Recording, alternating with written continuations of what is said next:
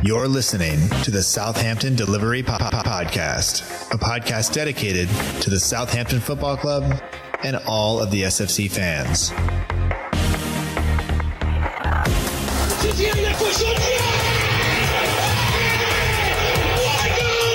you want to have guarantees, you have to buy a washing machine. Fonte with a scooping header. We don't lose a match, either we win or we learn. And today we learned. Отдача, Остин! Все-таки забил! It's infield to Mane, 25 yards out. Lovely ball for Bella. Onside, 1-0. Buffon shot! Oh my word! Unbelievable. We ran around the pitch like Bambi on ice. It was very, very embarrassing to watch. And now, your host, Matt Markstone. Hello and welcome to another episode of the Southampton Delivery Podcast, a podcast and newsletter dedicated to the Southampton Football Club and all of the SFC fans, and available right here on southamptondelivery.com. My name is Matt Markstone. I am the host of the show, and no matter where you are, no matter how you may be listening, whether this is your first time or you've been here before, thanks for making the show part of your day. I hope that you enjoy it, and I'm sitting here recording this on the morning of Monday, May 27th. This is in the United States Memorial Day.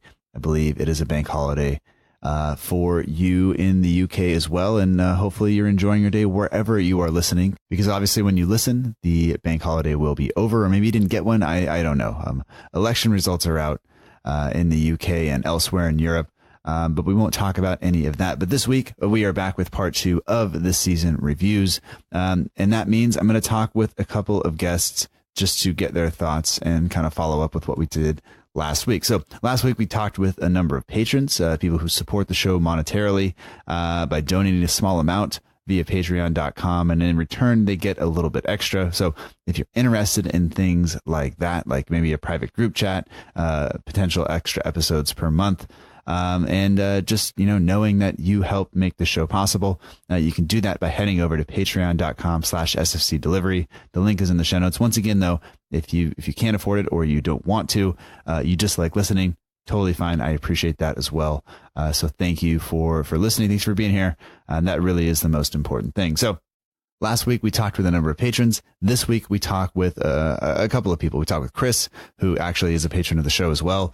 Tim, who contributes to the newsletter. He's written a number of articles, so we'll talk with him. We'll catch up with Rob Maddox, who is a friend of the show, and a really good friend, actually, is Tim J. Marshall, who we'll speak to last on this week's show. And so we'll get their thoughts on some players. We do it over a number of days, so, circumstances, things change, rumors change. So we'll talk about all of that. But I hope you enjoy the show. And if you haven't done so already, make sure you subscribe so you don't miss future episodes, because we'll be here all summer. All right. So with all that said, let's jump into it. It's a bit of a lengthy episode. Thanks for being here. I'll talk to you on the other side.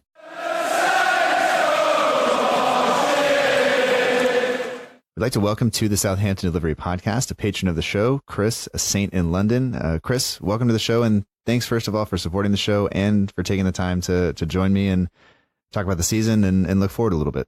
Yeah, no problem. Thanks for having me. Oh, my pleasure. And I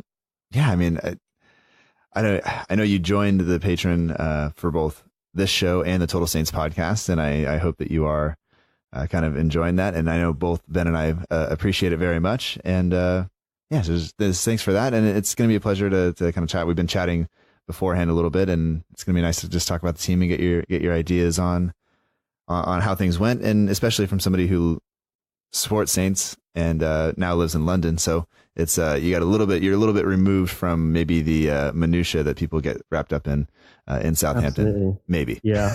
Yeah, I mean, I've been to a couple of home games this season, but I was sort of concentrating on the London sort of away games. Ended up going to 7, I think, in total. But yeah, enough distance, I think, to sort of keep interested. What's the most difficult stadium to get tickets to in London? Is that going to be Fulham away? Is that the hard one? West Ham was difficult this season because it was the last game. I think it was a Saturday, so it went pretty quickly. I'm only a member. I don't have a season ticket. So it was, I think there was 100 tickets left at 9 o'clock in the morning when they went out, and they went straight away. So I ended up sitting with the home fans, which isn't great. When London Stadium, the atmosphere is rubbish. And, I was sort of worried about if we score, how do I react? But didn't have to worry about that. You and I, same experience, the 2 different years. It was awful. Same, I was on a pub crawl with a bunch of friends. We do a pub crawl every year on the same bank holiday weekend. And I left them to go to the game. And I wish I hadn't, because I was having so much fun. And I thought, go watch the game, who knows what's going to happen. And I have to admit, I've never done it before, but I left at 80 minutes. Ooh. Because I thought I need to jump on that tube and go back to see my friends. And, I'm done. I'm done here. Yeah, no. And I don't think anybody's going to blame me for that, because you got to have some fun. And honestly, Freddie and I last year drank plenty before, and we went back and drank plenty after. And that was one of the, it was such a different experience for me, because usually when I go to places here, it's a 3-hour drive one way at least, and I have my kids with me, and I'm like doing dad stuff and trying to shuttle them around, make sure they get to the bathroom and all this stuff. And then when it was going to that game, it was just Freddie was basically my dad, because I had no idea what was happening. So I understand the wanting to get out and get away from that a little bit. Yeah, you have to come over and go to a proper ground, get a proper experience, because the atmosphere is really terrible there. You can tell it's almost they fill it up because I'm sure there's lots of tourists, but it's sort of too big for them, because you have like clusters of fans that are trying to get chants going that never quite takes off. So it's very weird atmosphere, and obviously you're very far away from the pitch as well. Yeah. So yeah. There's a little bit of like it takes so long for the sound to travel that it almost sounds like an echo once the other radio starts singing. Exactly. Yeah. Exactly. Yeah. So we'll have to. I mean, my brother is a QPR fan, and I've heard the seats there are terrible at Loftus Road, but maybe that's I look at that. I look at Goodison Park where Everton play, and I go like, man, it might be nice just to watch a game in a place like that. Yeah. But anyway, let's talk about our season. If you could describe the team, for some reason I'm really into like really short descriptions right now, and maybe it's just because I'm tired of writing a ton of stuff. But if you can make just a statement about the team, like what would you say about it right now? This is possibly the worst question to ask me. I'm a talker, so I find it hard to be concise. It's all right. Go for it. in transition, I would say is probably to sum up the season. I don't want to go on too much about the beginning, because I think we all know how sort of turgid it was. But it has, you could look at the season as a bit of a write-off. You could also see it as the season of transition. We had Hughes leaving, we had Reed going, Kruger going. And we've ended up in a position where it seems quite a positive one, and we're definitely going in the right direction, which is good considering how disappointing the end of the season was. I mean, I was at the Huddersfield game. I don't quite understand why we played the way we did. I'm sure at half time, even though we were 1-up, Ralph wouldn't have been happy, and he would have been asking more from his players. Mm-hmm. And I'm surprised that there was no real reaction there at the second half. The atmosphere was a bit dead as well at the stadium. And it was just a real sort of dull way to end the season. It's such a shame. And I think what hasn't come up with your other guests at the moment is I felt really sorry for Ralph, because obviously he did this great job, and we only ended up in 16th. But he would be looking at this as his first season, and that's going to go down on record where we finished. And I'm sure he would have wanted us finishing high, not just because of the prize money, but for his own stats, really, his own career. And I'm sure he would have been fuming with that last game, and West Ham to a degree, although he was kind of experimenting with the squad.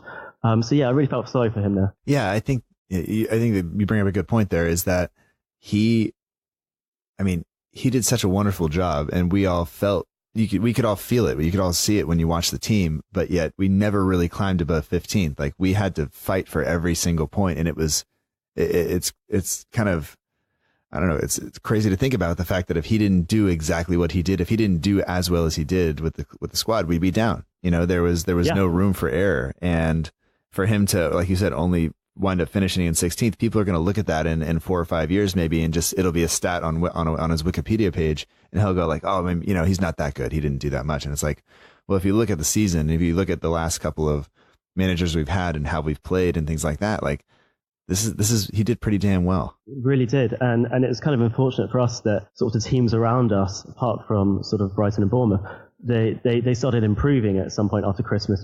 Palace, Burnley, Newcastle, they were all picking up points. So even though our performances were getting a lot better, they were also improving as well. So that people will kind of forget that, and yeah, it's a shame. But we kind of when we were looking at post-Christmas, when we were kind of the team were absolutely shattered, we had a couple of tough fixtures with sort of Man City and Chelsea, which we got that great draw at. Well, I say great, but good draw at.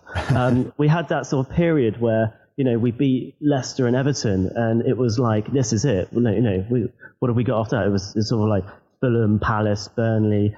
And we felt like that was the point where we were like, okay, we're going to start like flying up the table now. And it went in the completely opposite direction, didn't it? Yeah. And that was kind of, I think that period is the low period, especially losing to Cardiff. I was at that game as well. I haven't seen a win under Hasenhüttl actually. I should probably stop going to the games, but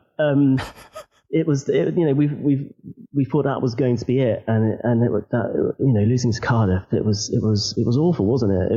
And the Huddersfield match actually reminded me of that Cardiff performance, where you had no one really wanted to have a go at goal. Everyone was being very sort of cautious, and the fans. I don't know what it was like watching it on TV, but the fans were getting frustrated with the players, not because they were being nasty, but we know what they're capable of doing. Prowsey was sort of like darting around the box, but not really doing anything at the end. And Redmond was doing the classic, taking slightly a bit more time before getting rid of the ball. Yeah. Danny Ings was struggling a little bit, but they were all those three players particularly were putting in a lot of effort. I don't know if it came out well on television, but you could see Danny Ings was trying to get things going, especially from where I was sitting. Obviously the finishing wasn't there, but he was making an effort. Maybe some people at the back weren't, though. Yeah, well, I think with Ings, it looked like he was just constantly trying to get the ball shifted to his other foot, and he just was a step too slow every single time. And like you said, they were just taking that extra touch or that extra second on the ball that allowed players to close them down, and the opposition was kind of up for it, and they were willing to come in and put pressure on, and we just didn't cope with it well. I mean, you've seen us when we were forced to play against a team who was going to be on us and quick, and who we could I guess apply pressure to. We played much better than when we have to break a team down, or we have to kind of be the ones to go attack. And so I think there's definitely some room for improvement from the squad there. So it didn't look great on TV. It looked like kind of every amateur game you've ever seen, where you got one guy who just won't give up the ball soon enough, and everybody just getting frustrated. And I think you asked one of your guests this question about the difference between watching on TV and being at the ground. I mean, I grew up in Southampton. I was there for 24 years before moving to London. And so it's it feels like a small town to me, and, very familiar place. So sitting there and watching this game without the commentary and all of the, if you're watching it on the US channel, you've got all of the kind of sugar-coated kind of energy. And but being there, it really did feel like this is not a Premier League game. This feels like a friendly, or it was just like a kickabout almost. Yeah. And that's what surprised me the most, is that, if I was Ralph, I'd be saying, okay, we're up, but you're auditioning for your place next season, and I'm just surprised that we got that reaction from some of the players. Yeah, me too. And Ralph kind of made it clear afterwards that he said, not happy. I think after that and after the West Ham game, he said, I have a really clear picture now of what's going to happen over the summer, or what I want to happen over the summer. And it's just like, some guys are going to be hearing that and going like, well, everybody's happy the season's over and we stayed up, but like, people are not happy because their career at Southampton is probably over. Yeah, and I think what really, really needs to be worked on in the summer is this kind of mental attitude as well, because you mentioned Danny Ings kind of struggling there. I mean, when was the last time he scored? Was it before Christmas? Yep. And, he obviously is aware of this, and he must be struggling mentally, because he's had the other players around him kind of step up and score the goals. So, he needs looking after this summer, and maybe he's lost a bit of confidence there, because he, like I said, he was definitely putting in the effort, and people were frustrated not because he was being lazy, but because he wasn't quite doing the things that he wanted to do. So I think looking after the team mentally is going to be a big challenge this summer and getting them prepared for next season. Yeah, I'm always worried about Ings and his fitness, not because he's not in good shape, but just because his body has betrayed him before. And I think what Ralph is demanding of them both, probably physically and mentally, is going to be difficult on everyone. So I just hope he can stay healthy, because if he stays healthy, I think the goals will come for him. Yes. But I worry a little bit. And even, I mean, he hasn't scored since December, but in all competitions, he's only one goal off being our top scorer. And I think we've seen that over the past couple of seasons where, we haven't had anybody get to double figures. And it's, we need that. We need somebody to get us, a couple people probably, to get us 10 goals or so. And, we'd like a striker. Everybody wants a striker to give 20 goals, but that doesn't happen very often. So I'm not going to demand that, because that's just not happening. But, I don't know, if in the summer now, the transfer window is here. Is there anything you're looking forward to? I mean, you mentioned like mentality and stuff like that. Do you think that'll be the focus of the team, or are you looking forward to maybe bringing in a player? Or what are you thinking about this summer? I think I'm looking forward to stuff happening relatively quickly. I know Ralph wants to do business as soon as possible. I think last season we had the World Cup, so we had players away. We had, Danny Ings was a late signing. So we had a bit of a rubbish preseason in terms of not having the full squad playing together. We had some really terrible results, ghastly results. Mm-hmm. And so it'd be nice to have everyone together, getting in all of the loanees, making the signings, not too quickly, obviously, but enough to give them time to work together on the pitch and come back. What I'm looking forward to actually is I'm looking forward to seeing Obafemi come back, and I want to see more of him. I hope he's been listening to Ralph and working on his body, and because he was looking pretty great, like a great prospect for us. So yeah, kind of want to see more of him, really. He looks like he could be a power lifter at any point. Yeah, he's so compact and almost like barrel chested. Kind of looks, like he's got a pretty big. It looks like he likes the bench press, but that's okay. It's a weird thing to say, but there's a lot of kind of personality in his performance that I was noticing. So yeah, it'd be interesting to see what happens. Yeah, he was impressive. I think I think he quickly slips out of the memory simply because he got injured so quickly. But when he came on the pitch, he definitely looked like he could cause people problems and do us some good. So at the time we were just desperate for someone to score a goal, weren't we? I mean, this was before Redmond started scoring pretty much, or his first goal almost. Prowse hadn't been scoring, Long hadn't started scoring, Danny Ings was away. It was desperate times, really.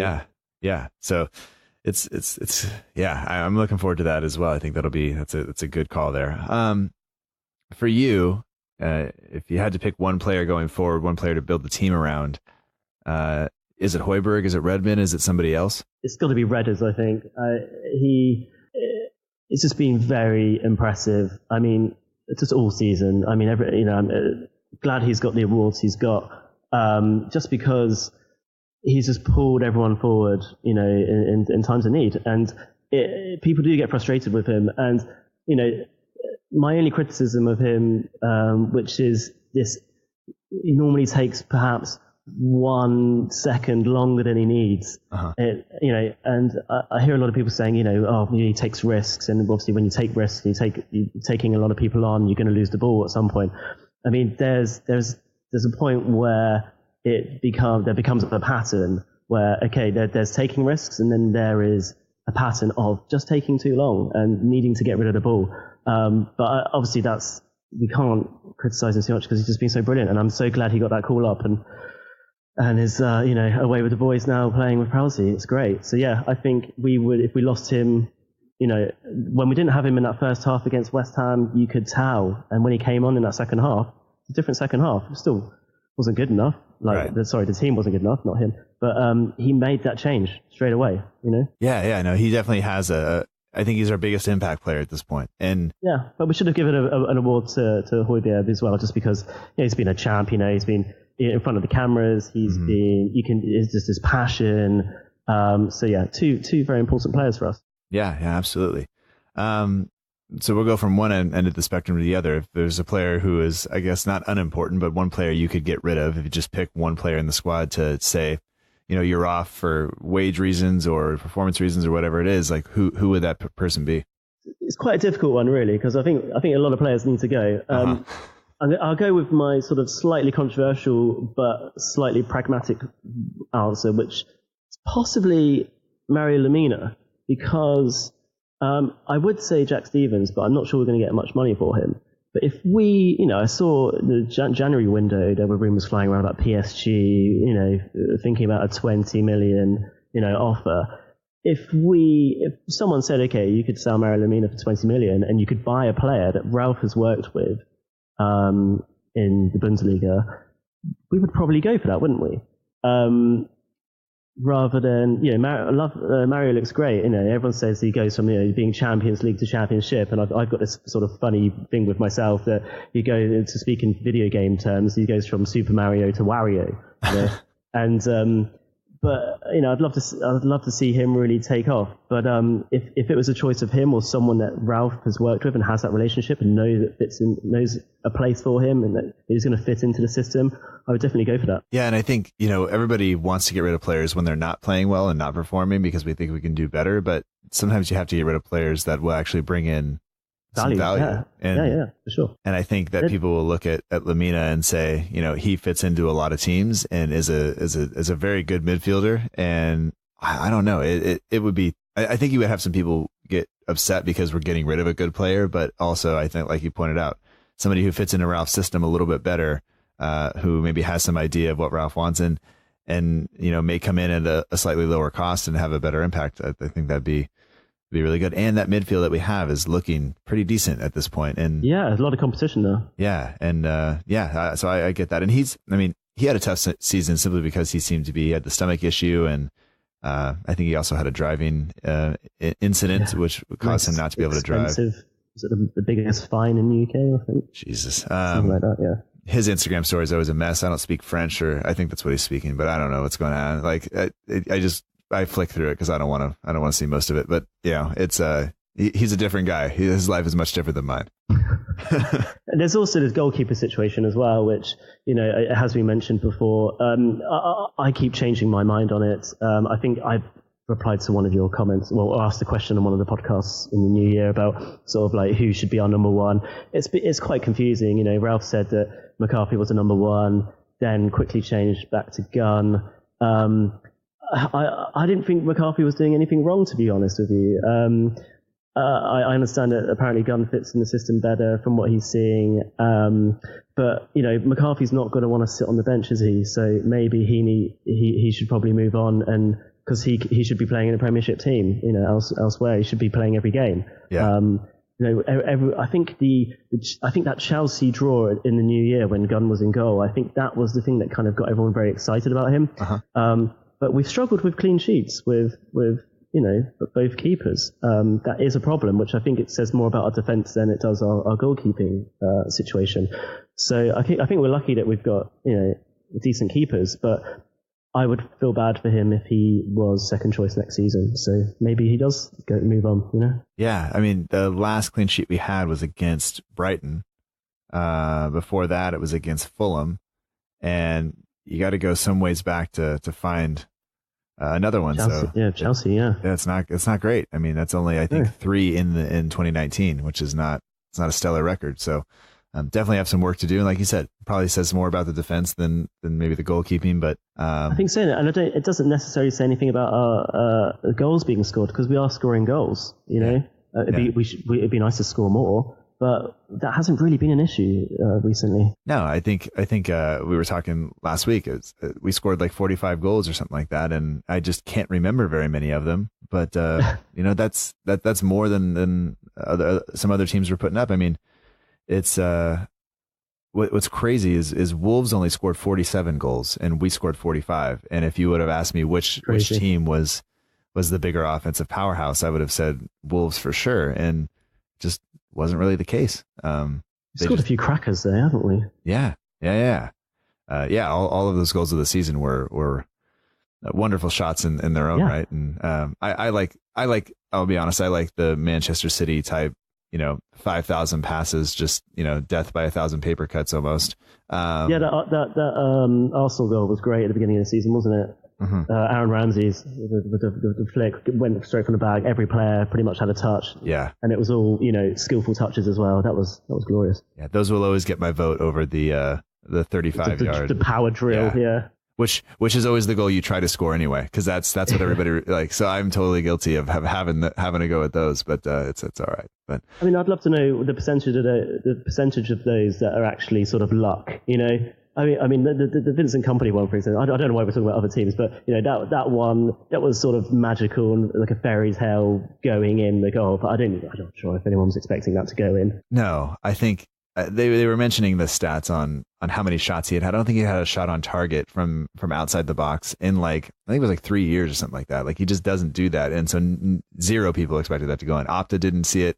I don't think Kompany thought it was going, but they just weren't creating any chances. So. He did it and it went in. So you got to take the chance, I guess. Yeah, it's wonderful. Yeah. Well, I mean, Chris, I want to say thank you again for coming on the show and supporting the show and all that. It's been wonderful to talk to you both on record and off. And it's just thanks for doing this. I appreciate it.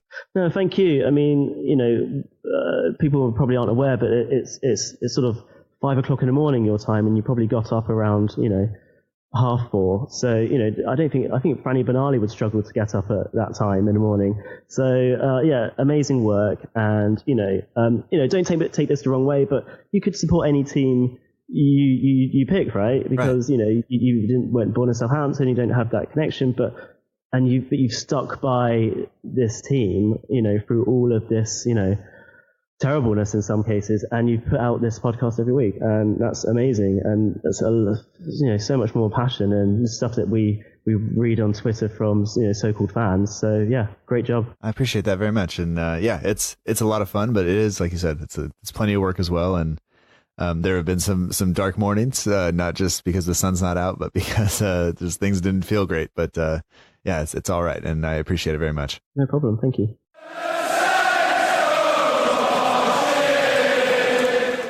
We'd like to welcome to the Southampton Delivery Podcast, one of the contributors for the newsletter. Tim, you have been a consistent contributor and a supporter of the show and of the newsletter for some time. So I just want to thank you for your contributions, because you make the newsletter good. So thanks for that. And welcome to the show. This is the first time we've actually spoken. So this is nice to catch up a little bit. Yeah, thank you so much. It's good to speak with you too. So catching up about living in California, since I used to live over there, that area is really good. It's a cute story. Yeah, it's I'm lucky that I grew up here and that I've always lived here, and I've always lived on the coast. I've never lived inland.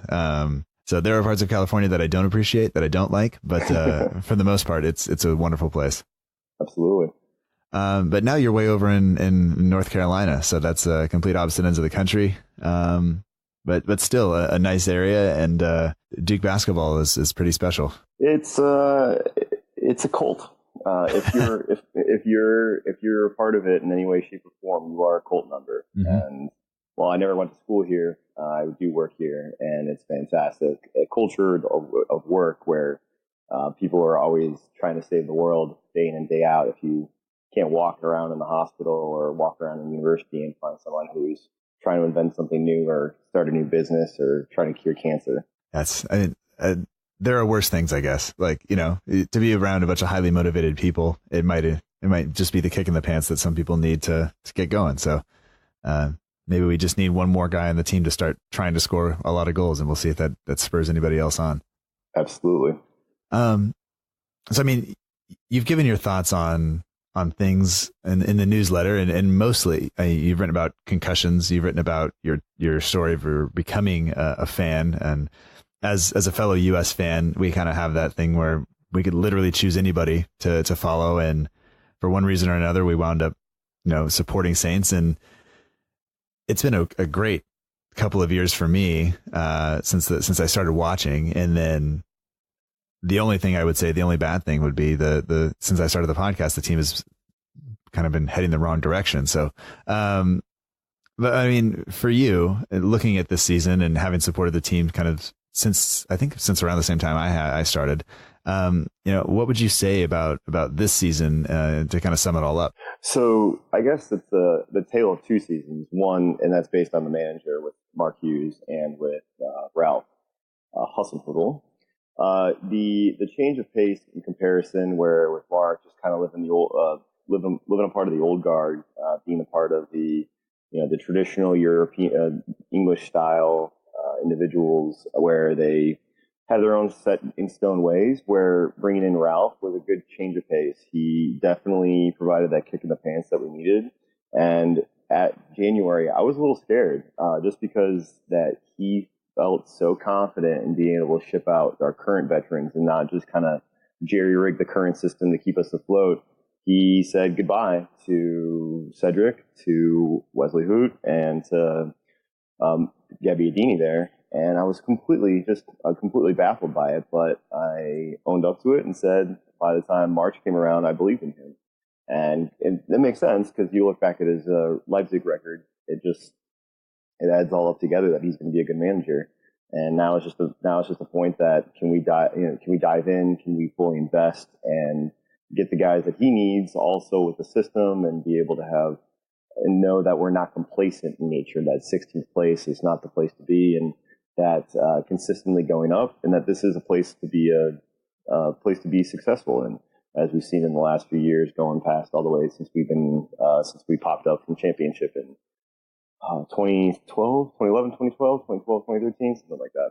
Yeah, it's been, like you said, the season can be split very easily into pre and post Hasenhüttl, and the moves that he made in January, he had said he wanted to clean the squad out a little bit, and I, like you said, looking back on it, you look at that move, that decision to just, Jan Valery is going to be the guy we use it right back for the rest of the season. And I think a lot of us would have gone like, well, we like using youth players, but like, are you sure? Like, are you sure this is going to be it? And it was. I think that the contributions that he made to the team and the decisions that Ralph made, I think totally worked out. But it was definitely a bold strategy, I guess. We love the rotation mentality. You want to have somebody who's either been through the system and has been a seasoned veteran. That would be like your I guess like you're looking for your Shane Long, somebody who can be part of the team, support the team, and build on the team. And then you want to have youth be able to filter in, fill out the depth, fill out the roles, and then use that in the rotation. So when he immediately got rid of Cedric, we knew that there wasn't any right back behind Van Valery. But then Kane Ramsey comes up and he's there, he's capable, but he went full in on Valery, and we had to go with it, and he was right, and that was awesome. Yeah, and I mean, with that that's just one example of something that he's been able to. I guess it's one example of him being proven right in the decisions he's made. Also, the improvements that he's made with Redmond as well. I guess one guy who really hasn't improved under him was Ings. He didn't score in 2019 most of the time that Hasenhüttl was in charge, but injuries have been a part of that. But I guess, what are you looking forward to this summer? Is there a player you're hoping we come in, or a position you hope we strengthen, or is there something else with the team you hope Hasenhüttl is able to do? It's just going to be I'm excited in general. Obviously, when you start talking about transfer rumors, you start getting into bigger fights here and there, and how much money can you spend? What type of team should we be? Should we just buy everyone and hope for the best, or should we just invest in youth? So I guess the whole spectrum with Ralph, and I believe that the board is going to be fully invested in him, because they allowed to send out 3 individuals during the January window. So what I'm really excited for is the change that I think he'll probably be making. He really dived into the 4-2-2-2 system, where he right now with the 3-5-2, he held with a flat back 3 with the 3 wing backs. If he does use those interchangeably, I'm excited, because I love Vestergaard. I'm a huge fan of him and what he does, because he's such a big on the ball perspective. But then when you have Yoshida and you have who's in the middle taking off and being the fastest center back to covering them, and Bednarik, I think between those 3, and then combine that with Stevens, and if he's around, and then definitely another 4th center back who could be strong, that would be, I think that'd be fantastic. And then Bertrand and Target, I don't see them going anywhere for the next year. Valery, and they're probably going to bring in some kind of right back. That's a matter of whom. That could be anywhere from the guy that was in Belgium all the way to the guy who's in Greece right now. I can't think of their names off the top of my head. And then we're going to be, the biggest thing though is that they need some kind of a striker and some kind of pace up there to really, really, really, really, really get things going. I think that'll be their heavy push. He's going to use Romeo. He's going to use Ward-Prowse. He's going to use PEH. He's going to use Mamina and like a three-person rotation for 4. He'll bring in Slattery more. Then with the wings, he'll have Sims rock in. So I don't think there's going to be more than 2 or 3 depth signings. That is also dependent on when Austin leaves, which is going to happen, and then from there, who else leaves? I mean, would you be okay with just 2 or 3 signings? Do you think that's going to satisfy most of the fan base? No, I don't think it will.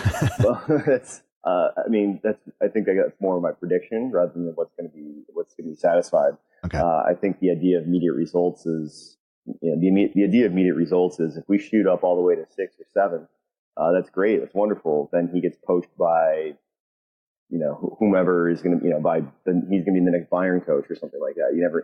I'd rather have a small progression build up so that he's built a sustainable winner, so that from that, like he's Poach has done with Tottenham, where he has built himself up to the point that he is the team.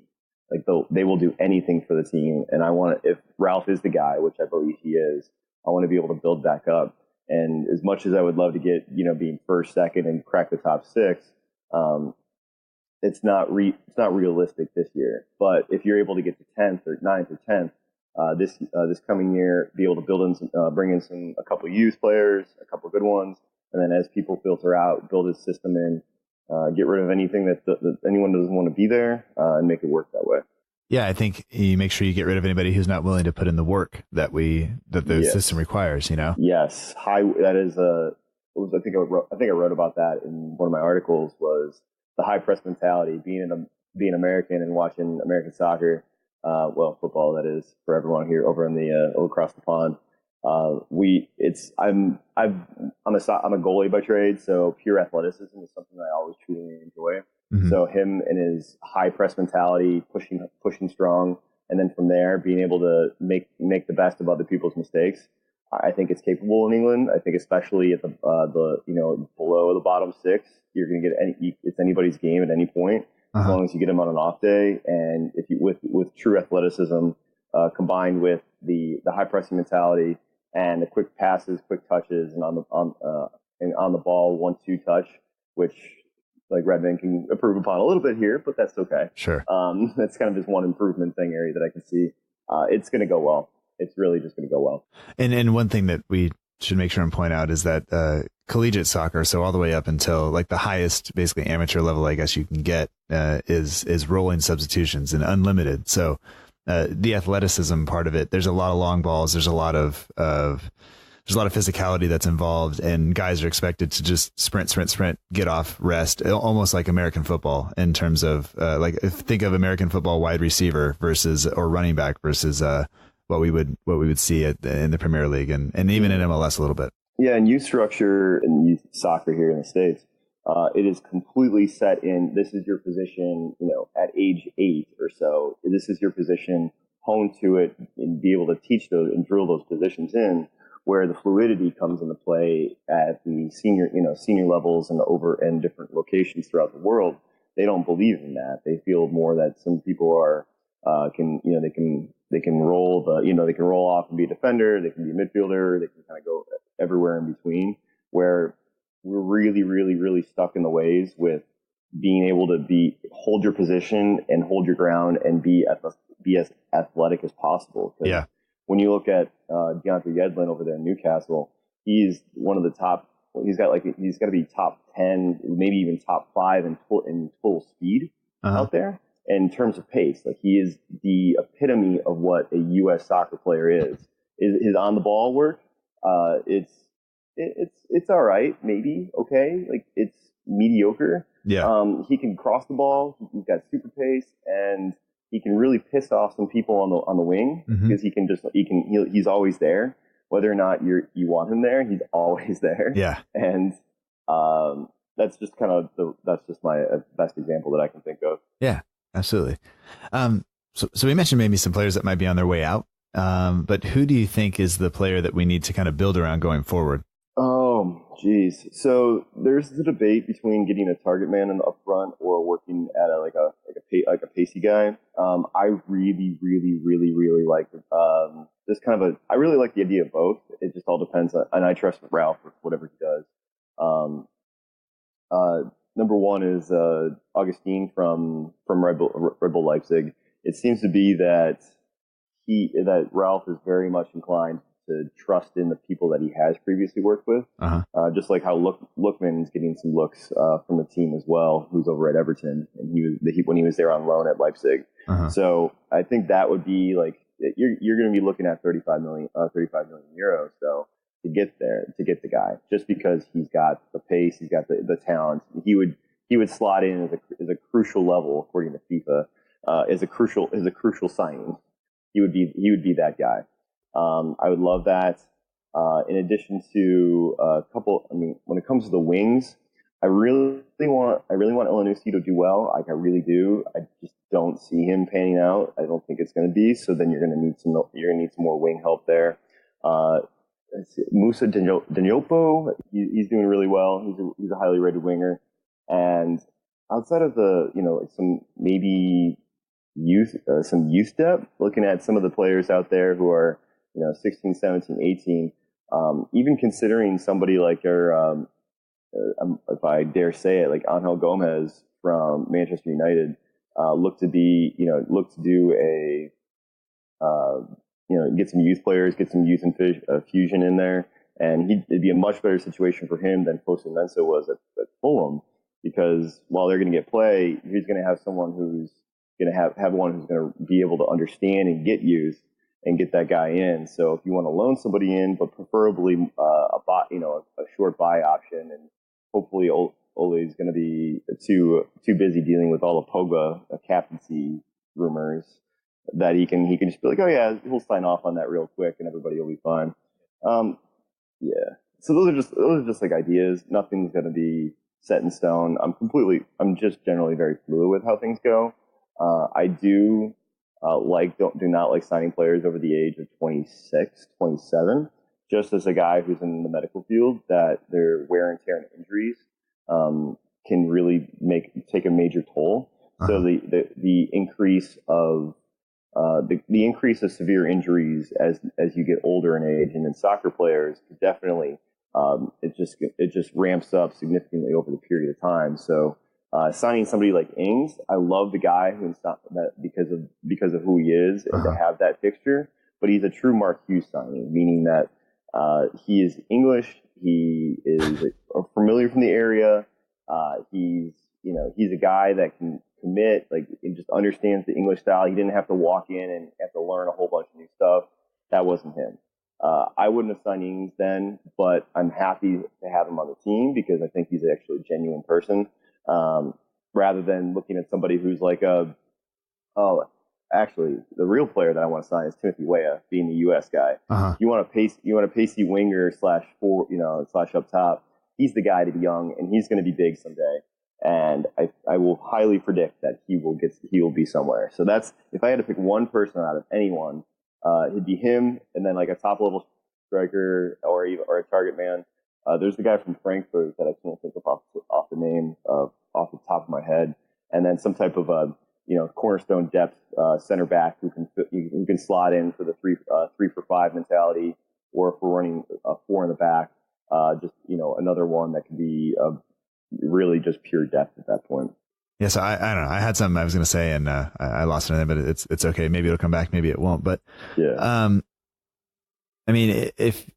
if you had to just pick one player at this point, just to get rid of for any reason, who would it be? And it's not that I don't like the guy. I love the guy, Charlie Austin. I love how a roundhouse he is, how blunt he is at times in interviews. He is a perfect guy to have on your team, but not in the system. So he'd be better off somewhere else because he's not going to get the time necessary. He's that traditional type. Yep. That really is just that'll roll deep into a mid-tier championship team, and will roughhouse and get himself a couple red cards down there and have a good time. Maybe especially maybe more of a top one, somebody who's trying to be adventurous, try to get back into and really trying to push hard into it. Sure. I would like him to be here, but I think he's going to be one of the first people gone. Other than that, oh man, there's nobody I really want gone because when you get invested in the team, you kind of like the guys. Right, absolutely. And there's nobody around here. There's nobody around here like the James Madison type who will go to a bar and try to stab you. Because I'm really happy we didn't get him. But it put me on the spot here. I don't know. I guess it's probably going to be the rest of the loner guys, the loanees. Yeah. Jordy Classy hasn't scratched the team in 2 years. He doesn't want to be here. So why do we just keep loaning him out? Let's just get the money, get rid of him. Yeah. Carrillo, I don't see him coming back. He was a signing by the previous managers who he's literally not going to fit in there. He doesn't want to be at Southampton. He wants to be in France or in Portugal or in Spain. And then Buffon, I think his style of play would fit significantly well with Ralph. Absolutely well. Now, will Ralph be able to baby him? No, he's going to tell him straight up, you're sucking. You need to do this. And he could be really, really, really successful. And then some of the other guys who are just kind of capped off towards the bottom tier, your Harrison Reeds, your Jake Heskas, if you want to hold on to them for dear life, but in your Alfie Jones too, I think they're going to be gone. I really do think they're going to be gone, and I don't think they're going to be able to place in this team. Yeah. The senior team, that is. And I remember what I was going to say. So you wouldn't sign Adam Lallana then? No, I would not sign Adam Lallana. That would just smell like an Ings signing. Yeah. Ings will be gone. Ings will be here for another 2 years, and then he'll go off to the championship, and we'll lose a lot of money on him. That's what's going to happen. I don't want Adam Lallana. Nothing against the guy. He obviously had some riff tiff with the team back in the day. Yeah. And I don't think that's of interest to sign old players. Right. That's something Mark Hughes would do. Yeah. So at the time we're talking, it's not out yet. It's not even completely written yet, but there is something on the newsletter about Adam Lallana that I wrote, and we'll see. I think I'm with you. So people will just have to check it out and see, and we'll put a link to it in here just in case people are interested. But yeah, I mean, Tim, just thank you. This has been great, and it's nice to finally catch up and chat a little bit. Yeah, we can talk. I'll be happy to talk more. It sounds like a good time. And if anybody has any interest in articles, also that could be medical based, I'm always happy to do them. Yeah. All right. Well, if you want to get in touch with Tim, his email is tbisantz@gmail.com. That is in the show notes. You can get a hold of him there. And Tim, just thanks very much, and hopefully we'll have some more articles from you soon in the newsletter. Thank you. Cheers. Cheers.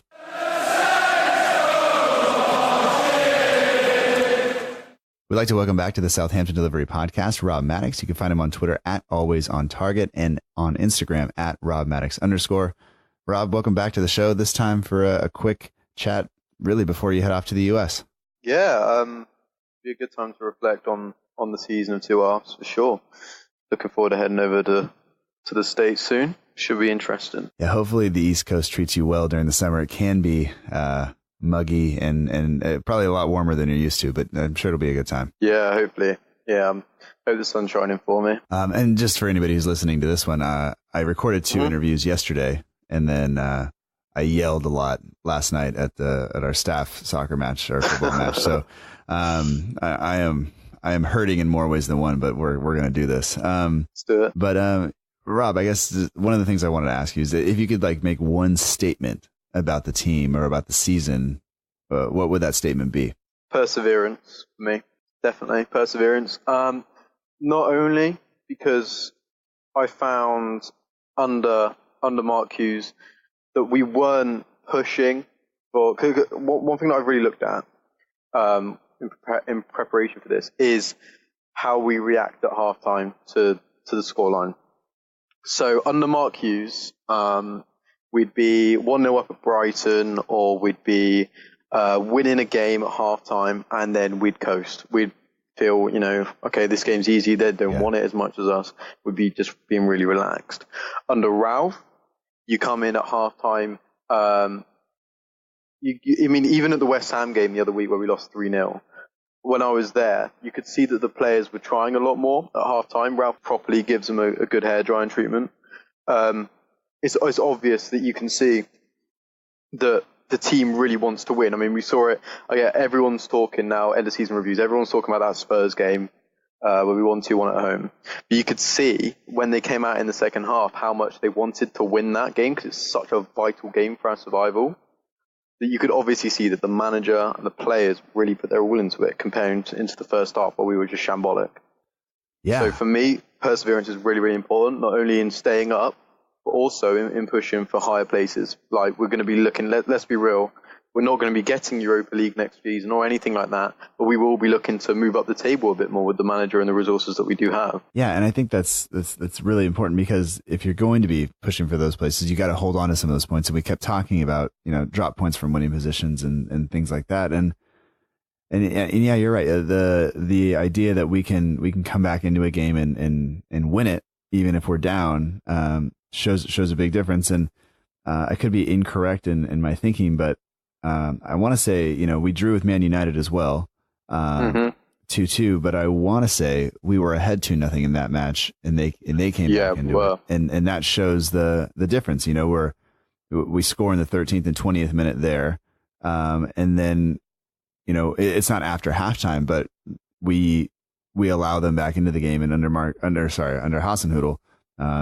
things were a lot different, and the halftime team talk has to be something that he has mastered at this point. Oh yeah, 100%. He's obviously a manager of experience. I mean, you have a look at the Bundesliga and where he took Leipzig in their first season, and where he took, I think, Ingolstadt from Bundesliga 2 to Bundesliga 1. It's insane. So he's obviously been in a club like this where we are struggling. At the moment, let's be real, we are struggling from where we used to be. And it's all about getting the best out of his players. Maybe in the match, he's doing that as well, like we said about halftime. Or off the pitch, he's also doing it, like turning off the Wi-Fi in their hotel room so they don't get addicted to gaming, different things like that. It's all part of his plan. So, he's been absolutely excellent. That's all I can say. Yeah. I wish we could vote him player of the season, but But Redmond deserves it, so I won't take that away from him. But I probably would vote for him for save of the season. That's for sure. Yes, save us. Yeah. So I guess if there was something you were looking forward to this summer, aside from your trip to the United States, of course, but like team wise, what are you hoping happens over the summer? What's the one thing if you could make happen, what would it be? I've been thinking about this, and for the last week, 2 weeks, since the transfer window has really been open, all we've been linked with are these wingers. All I'm seeing, winger, that Genepo from Belgium, all these wingers. I think we need, we got Højbjerg, but at the back, we need a leader. We need, there's a guy who plays in the Serie A, he plays for Palermo. No, it's not Palermo, it's Genoa. His name's Goran Pandev, right? He's been with the club for God knows how long. He's really old, but he's a leader. And you can obviously see that on the pitch. In a different position, obviously, he's a striker. But at the back, we need someone just to reignite the team when we concede, to get their chins up. Because the amount of goals we concede, I'm looking at the stats now. In 38 games, we only kept 7 clean sheets. We conceded 65 goals. That's 1.7 per match. We put in 61% tackle success, which is great. But the errors leading to the goals is 10. 10 times we've given the ball away for them to score. And those would be in really important matches as well. Like, for example, the Cardiff game where Vestergaard, I think it was Callum Patterson, just absolutely just sent him flying. I was at that game as well. I couldn't believe what I was seeing. It was stupid. But yeah, at the back, we need a leader. I don't know whether that's Vestergaard to step up or anyone like that, Bednarek. But yeah, we just need someone at the back to make sure that everyone knows what they're doing and what their jobs are. Yeah, and I think that I think we've been talking about that in previous weeks as well, and it's something that's come up over and over is the leadership just isn't there, Yeah. Even when Yoshida wears the armband from time to time, when Højbjerg's out or whatever, it doesn't quite come off the way that, and I think it just shows how much we miss Font back there, and that type of presence in the defensive line. And I have to say again, like, I always thought the people next to him made him look good, and I'm starting to reconsider that and give him he deserves some more credit. And he's made the Portugal squad again, whereas Cedric didn't. So obviously, oops. For you now with the team moving forward, like if there's one player that you are building the team around that we absolutely cannot lose, who is that player? I know I've heard you say this question to quite a few people over the last couple weeks, and everyone's saying, Redmond, Højbjerg, all of them. And I would agree. Højbjerg, for me, he's 23 years old and he's already become our club captain. And he really does change the game when he's on the pitch. You don't notice him that much when he's on the pitch. He's just little passes here and there, moving the play forward. But I mean, under Hughes, he was the one to always come out and apologise to the fans for what's happened. So he'd be that one, even while Bertrand was still captain. And for me, he tells me, I mean, from his body language and what he says, that he wants to be at this club. And we haven't had players like that in a while who want to play for the club, instead of using us as a stepping ladder. For me, he looks like the kind of person who wants to stay here. I could be wrong. He could move in like 2 weeks. I have no idea because he's only got 2 years left on his contract. But I'd say Højbjerg, just because he's the pinwheel from defensive to attack, and ultimately he is the tempo of the midfield and our whole game. And I think that's important, definitely in every team to have. Redmond, of course, you could say that you would build a team around him. Yes, but in my opinion, if we don't get him and Højbjerg on contract soon, we can see him gone pretty much. We can see him goodbye. Redmond looks to me like he's a great player. But I do think that he will move on in the next couple of years. While Højbjerg looks like he might stay for a few. Yeah, and I think players like Redmond who have shown so much improvement, like they're going to start attracting attention. And maybe it's just this, if you look at the wingers that are around, the guys that can play the inside forward role and are versatile and pacey and can take players on, like they're the fancy players. They're the ones that everybody talks about, And so if Redmond gets himself into that kind of category, then yes, he will be noticed, because that's what other fans are going to talk about. The other fans will miss Højbjerg coming out week after week when we have bad defeats, and he's the one giving the interviews. Like, they won't pick that up as quickly as we will, because I don't pick that up about Everton players or anything else, because I don't watch their interviews and stuff like that. So yeah, exactly. But we all know when Theo Walcott has a good game, or Lookman looks really good or whatever, we all recognize that, because they're doing fancy stuff on the pitch. But I was going to ask you if we'll get to the getting rid of players, but there's been talk, and I hate transfer rumors. I say it every week, but I hate it, the Adam Lallana stuff, I was trying to have an objective look at it, and I wrote about it a little bit in the newsletter, but like I said, I wrote it, I think I told you off record. I wrote it after I got home last night from the game. And so I was, at some point my wife's like, just go to bed. And I'm like, okay, so I'm stopping this and just moving on. And here's some data on it. But he did fantastic things. He does fantastic things when he's on the pitch, but I haven't seen as much of it lately. And one thing I didn't put in the newsletter was, I thought, if he's not fitting Klopp's system as well, like maybe he fits into Hasenhüttl's, like, can you imagine like a front three of him, Redmond, and Ings, like that could that would be great. That would be good. But I was looking at, his minutes played. He's very far down over the past couple of seasons. The only time he's ever reached double-digit goals in the Premier League was at Southampton. He's never done that at Liverpool. And his minutes per goal contribution are higher than they've ever been. And so I have a hard time going like, yeah, let's drop 13 million on a guy who's 31, who's coming back from another serious injury, who hasn't proven he can really do it. And I just wanted to get your thoughts on it. Like, maybe hard feelings aside from how it all went down before, just performance wise, do you think he would fit in? Now, in terms of signing him, I would say I wouldn't want to spend money on him, if that makes sense. I know that seems really ridiculous. As you said, he's 31 years old. He hasn't been playing as much, so he's probably not as fit as he could be. When he used to play for us, he was a lot younger. We're talking 26, 27, 25. And of course, he would have been much fitter and had the better ability. I think he's an experienced head, but if we were to sign him, I would say it would have to be on a free, wait for his contract to run out, and then go in for him. Because if I'm honest, he's a good player, but what this club does really well is find young players and then move them on, instead of being like a Stoke or a Burnley who have just signed Peter Crouch, who is God knows how old, and run the mill. Crouch is quality, but for me, you got to buy someone who's like a Mane, who's not been heard of before, or a Højbjerg, who's just come through the Munich system. Yeah. I'd much rather see a fresh face than one which, let's be real, Adam Lallana, his Southampton career ended quite sour. He didn't refuse to play for us, but he pretty much said that he wanted to move and didn't really put the effort in. He's not doing what Aaron Ramsey's been doing all season for Arsenal, and putting in the goals and putting in the effort. He never did any of that for us. Right.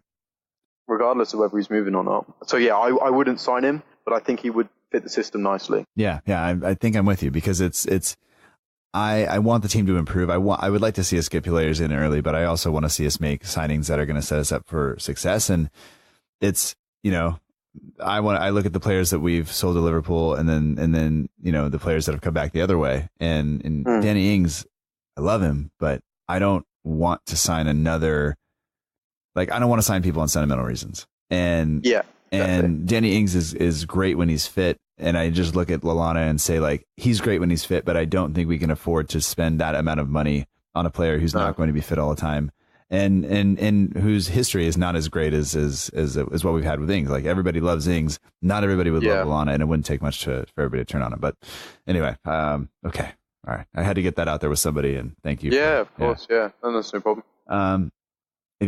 One player in the squad, if you had to just get rid of him, and granted, we have way more than one, but who would it be? Let me think. I would say, I heard someone say Charlie Austin the other week, which really surprised me.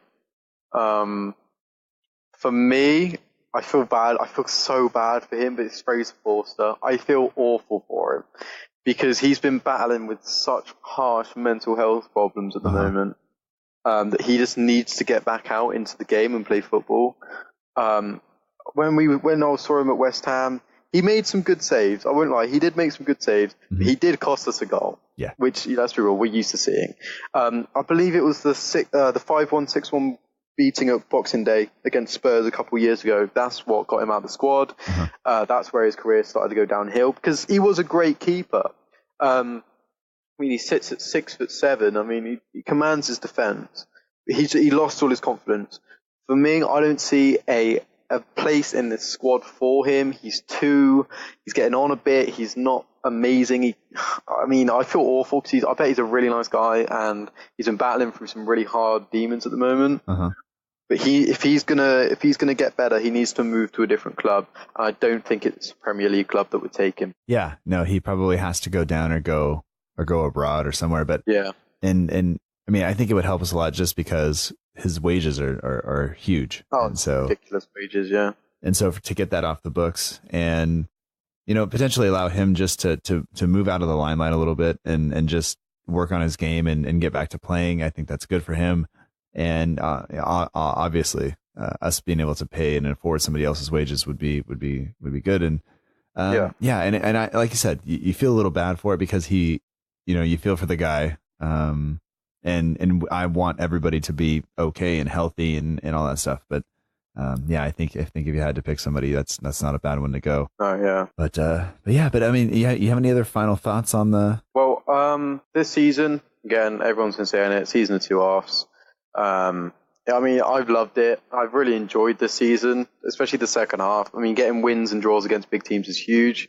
In terms of the window, we need to find some hidden gems to reignite this team. I mean, I'm talking, we need to find little bits of Kantes. We need to find maybe a few more Manes. Anything like that can really put us back on the radar in terms of recruitment, because it hasn't been amazing in the last couple of seasons. But yeah, I'm looking forward to next season. I hate the kits. I'll put it out there. I despise the home kit.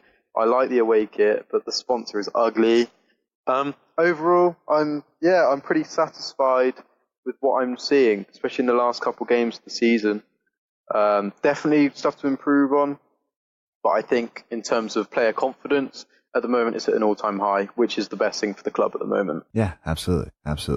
How do you feel about the alternate kit, the third one? Oh, I quite like that. I won't lie. It's pretty good. But the sponsor if the sponsor on the away kit was black and white instead of blue and white, then I'd love it even more. But yeah, can't have a blue sponsor. Yeah, it's awful. Well, blue sponsor we don't know anything about. Yeah, exactly. Yeah, I think it's something to do with Zhao. I'm not sure, but yeah. Oh, yeah. Well, I'm interested in how it all plays out. So we'll have to see. But I'll be honest. I think my favorite of the three, even though I've said I don't really like white very much because it's hard to keep clean, and I'm just not good at it. I like that third one a lot, and the third one's good. Yeah, I can imagine there will be a kid at school who will wear the second one. We have kids who just wear random jerseys to school, and just because they're like, well, it's like, either they found it at Ross on sale, which is like a discount store, or they just like the way it looks. We have one kid who he has a West Ham kit from last year, and it's like, it's a very nice color, but I'm like, do you know? He's like, no, don't even watch. Like, have no clue who they are, but I just like the way it looks. That does annoy me. Yeah, it does annoy me. Because when we were playing them, I'm walking around going like, how do you feel about the game? And they're just like, what? Get out of here. Get away from me. Yeah, leave. Anyway. All right. Well, Rob, thank you so much, man, for doing this. And I hope you have a good summer in the United States. And I know you're staying on the East Coast, but if you happen to be out West, let me know. Yeah, I'll give you a shout. Yes. Well, thank you very much. Thank you very much, man. No problem.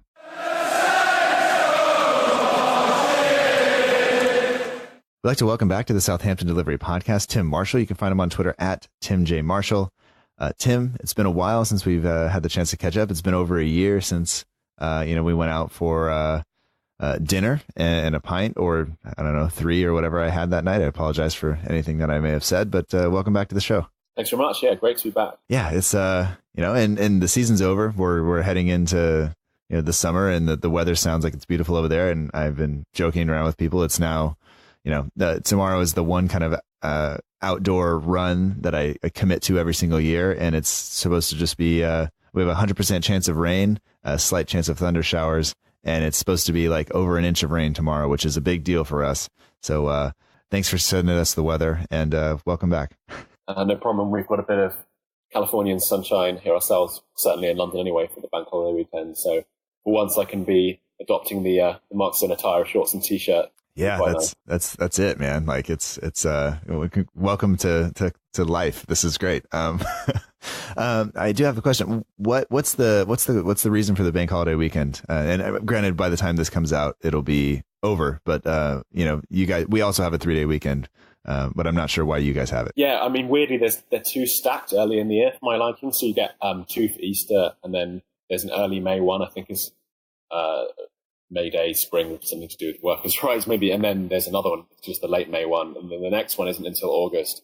And we don't get any until Christmas after that. So I prefer some bit later in the year. I think they're too loaded at the front, but I'm not complaining because it's a day off work. So yeah, it's nice. Yeah. For us, this marks it used to be traditional schooling in the United States, at least when I was growing up. And I think before that we went back on Labor Day, which is like the early September. There's a 3-day weekend. And after that you would go back to school, and then you would get off, at Memorial Day, which is this weekend. And now I start a month before Labor Day and I go a week after, Memorial Day. So it's okay. But my mom is always like, I can't believe you guys do this. And I'm like, Mom, I only work 185 days a year. Like, I am still winning. So we're okay. And she's like, okay, all right, I guess. But your summer, I'm like, it's okay. We'll be all right. But yeah, there are stretches in the school year where we don't have days off. And you can see by like the end, like early November, where we haven't had a day. I can't believe I'm saying this. Like where we actually have like full weeks of school for like maybe 6 or 7 or 8 weeks in a row.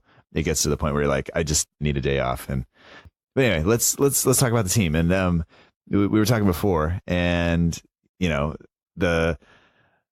don't think we would call the season necessarily successful, but you have a brief rundown of your season, kind of by the numbers in terms of games you saw and things like that. So why don't we start with what your season stats are, because I'm not sure what exactly yours are, and then we'll move on from there. Yeah, great. I have to give a quick shout out to John Lush for this little game, which I found out via him on Twitter of your Saints season. So mine is that I went to 9 games this season. 7 of them were at home. 1 was the FA Cup, and 2 were away. I saw just the 1 win, 5 draws, and 3 losses. 11 goals for the Saints and 14 against us.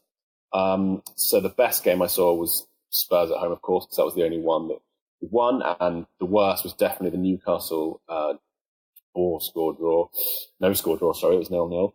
Best goal definitely was Ward-Prowse versus Spurs. Best opposition player, I would say, was Felipe Anderson in the West Ham game, which we lost 2-1. Best opposition fans were Huddersfield, even though they got their high-vis Dayglow shirts on the last day. I thought they were great. They're really funny chants.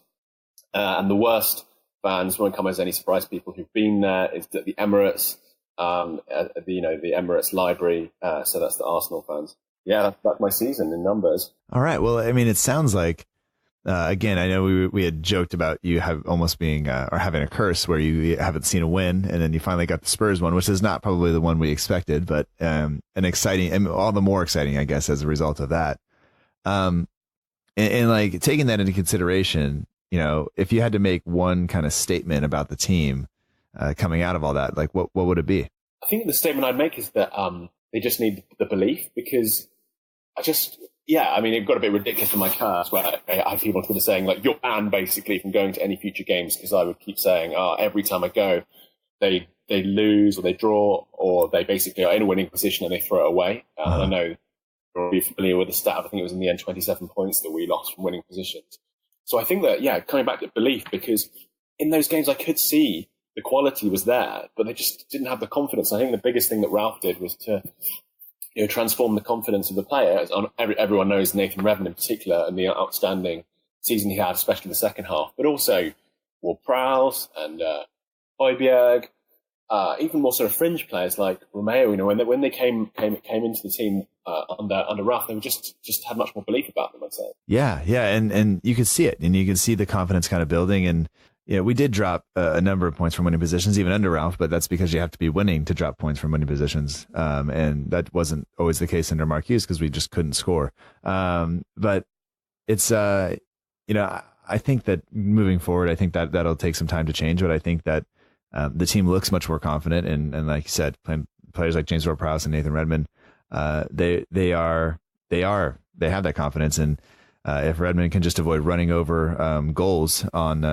England duty and stays healthy, I think we'll be much better off. But looking forward a little bit, this summer, obviously the transfer window's open.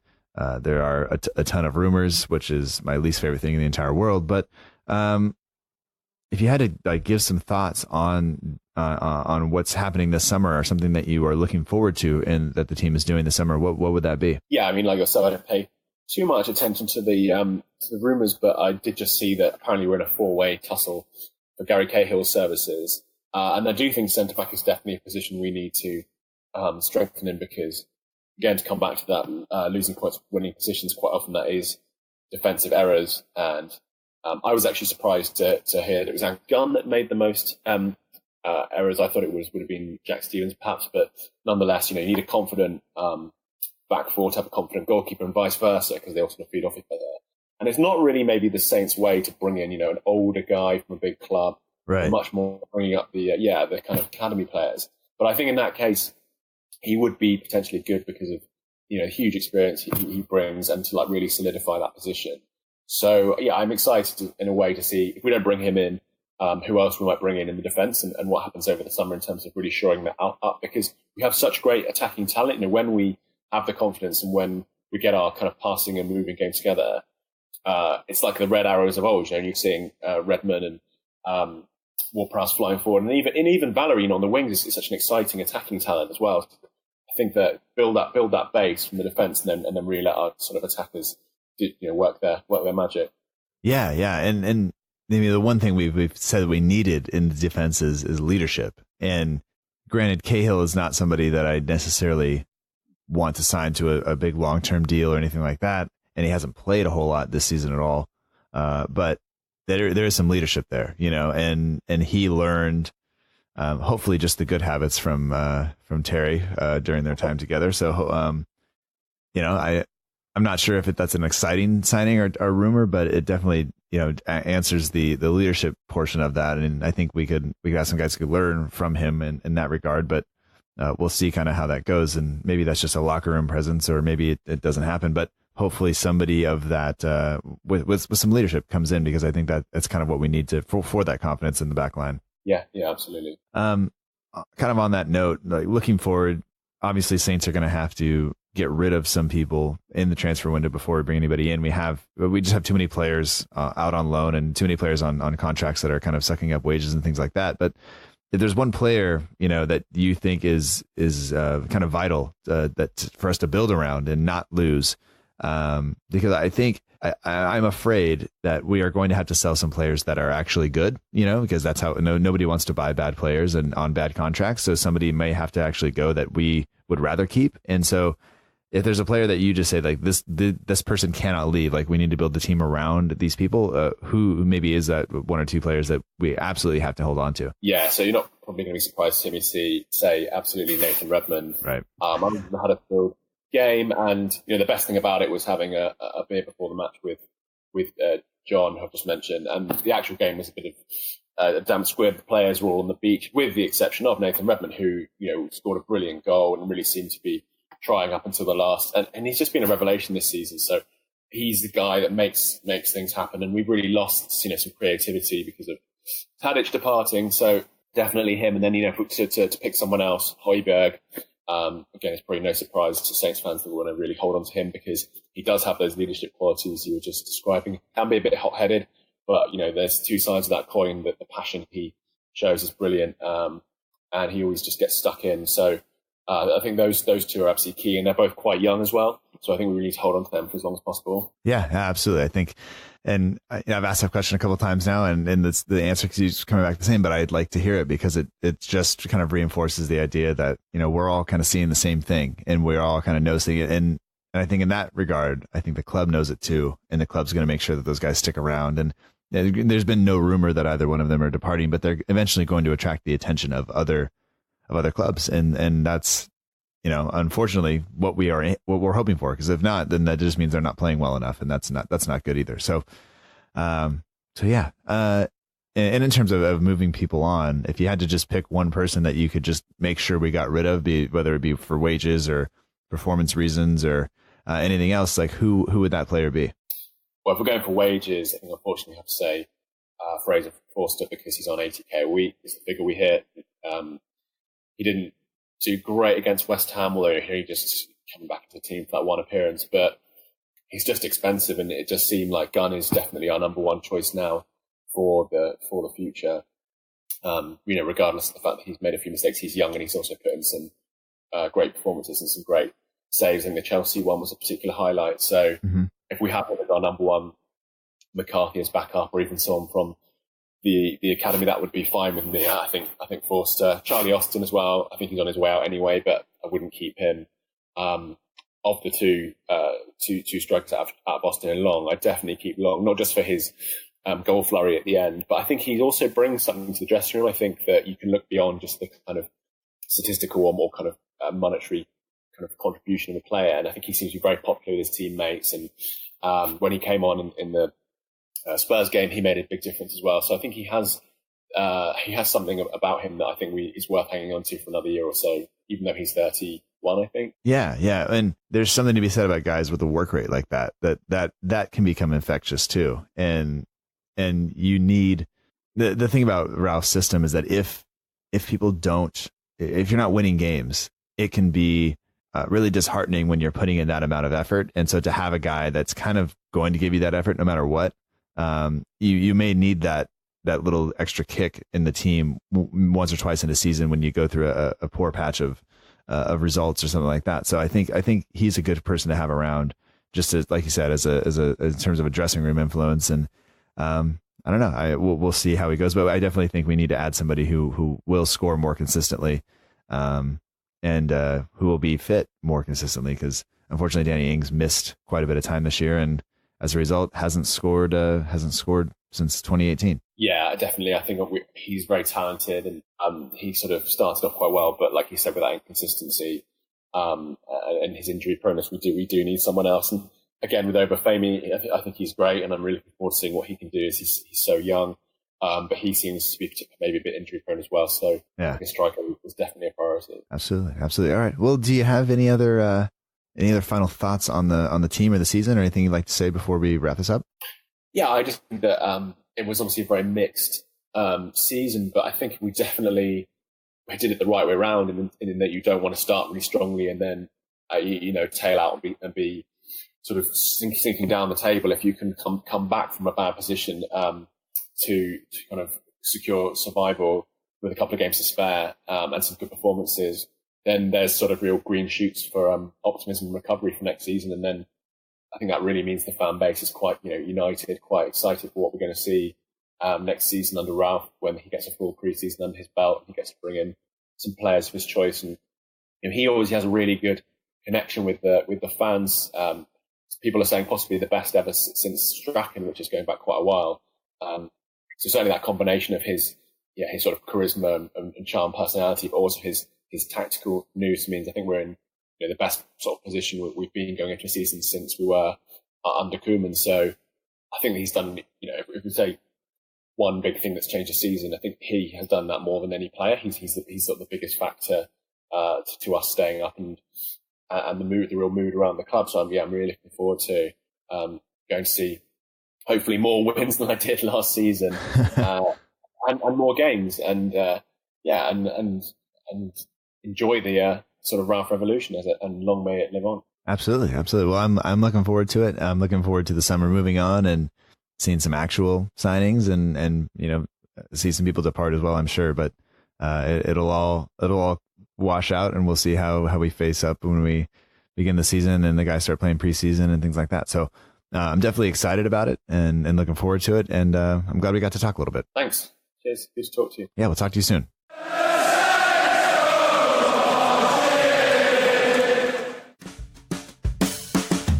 And that does it for this episode of the Southampton Delivery Podcast. Thank you so much for joining us. I hope that you've enjoyed it.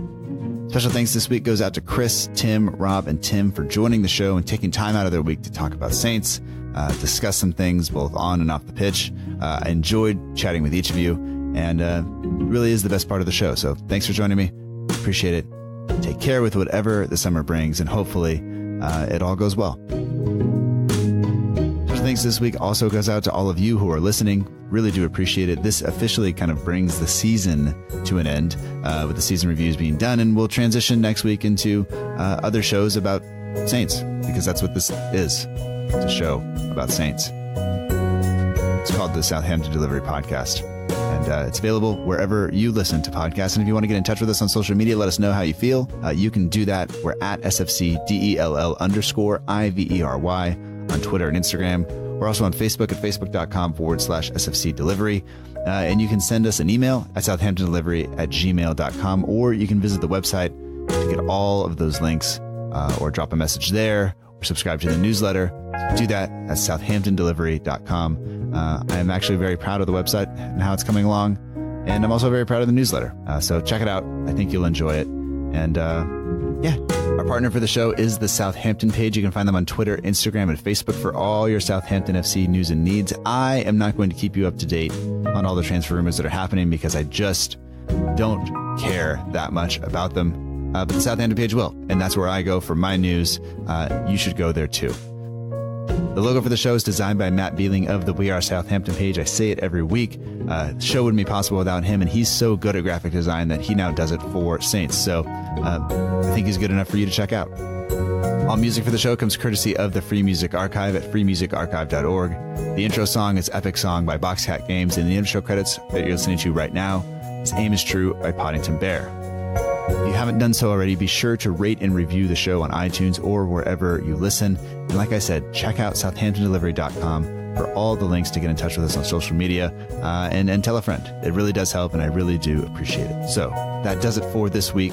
We will be back next week. But until then, remember that together, we march on.